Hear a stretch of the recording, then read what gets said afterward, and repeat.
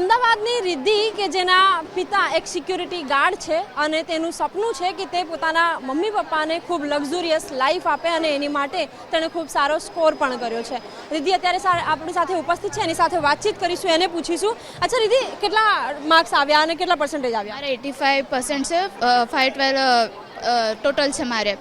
એટલે મારે એક્સપેક્ટેશન એટલે 80 અપ હતી, પણ A1 માટે થોડુંક મારે ટ્રાય કર્યું તો રહી ગયું છે મારે, થોડું એ થયું છે 5% માટે મારે। ખૂબ સારા પર્સન્ટેજ આવ્યા છે, આપ દુઃખી ના થાઓ। બિલકુલ હાલ દ્રશ્ય આપ જોઈ રહ્યા છો, કારણ કે આખા વર્ષની મહેનત અને મહેનત બાદ A1 ગ્રેડમાં થોડુંક રહી ગયું એટલા માટે રડી રહી છે। અચ્છા, કેવો સંઘર્ષ રહ્યો અને કેવા સપનાઓ છે તમારા? મહેનત તો મેં પણ બહુ કરી હતી, સાથે મમ્મીએ મને બહુ મહેનત કરી। સવારે 4 વાગે મમ્મીએ ઉઠાવે, એ પણ મને મહેનત કરાવતી હતી, ખૂબ મહેનત કરી છે મમ્મીએ મને બહુ। મમ્મી પપ્પા એટલે મને એવો માહોલ આપી દે, જે મને જોઈએ કરાવી દે, એટલે મસ્ત મને બધું પૂરું પાડતા હતા। તોય મારા પર્સન્ટેજ થોડા આવ્યા છે, થોડો A1 લાવવાનો ટ્રાય કર્યો તો મેં। અચ્છા, હવે શું સપનાઓ છે તમારા?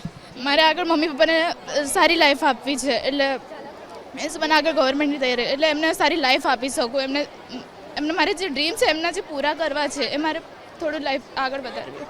કયા ડ્રીમ છે? ક્યાં લઈ જવું છે મમ્મી પપ્પાને? ડ્રીમ તો બહુ જગ્યાએ લઈ જવાના છે મારે, બહુ જગ્યાએ ડ્રીમ લઈ જવા છે મારે, એટલું શું છે। બિલકુલ, આ દીકરી કે જે પોતાના મમ્મી પપ્પાને એક લક્ઝુરિયસ લાઈફ આપવા માંગે છે, એમને ઘણી બધી જગ્યાએ ફરાવવા માંગે છે અને તેનું એક ટાર્ગેટ હતું કે A1 ગ્રેડ મેળવે, પરંતુ એમાં થોડાક માર્ક્સના કારણે એ દીકરી રહી ગઈ, પરંતુ હજી પણ તેના સપનાઓ મક્કમ છે। કેમેરામેન ઉમેશ પરમાર સાથે સપના શર્મા, Zee 24 કલાક, અમદાવાદ।